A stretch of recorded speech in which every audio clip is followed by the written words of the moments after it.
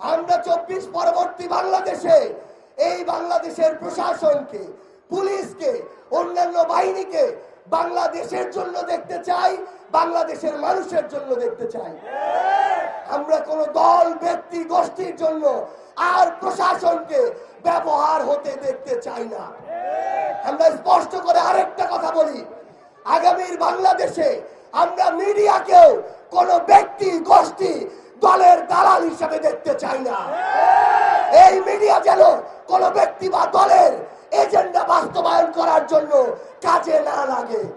এই মিডিয়া যেন প্রপাগান্ডা বাস্তবায়ন সেলের অংশ হিসেবে কাজ না করে। 24-এর পূর্ববর্তী সময়ে কয়েকটি মিডিয়া অন্ধভাবে দলের দালালি করেছে।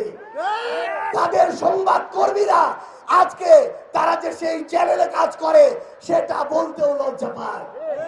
আমরা চাই না 24 পরবর্তী বাংলাদেশে কোন মিডিয়ার আর এই করুণ দশা হোক।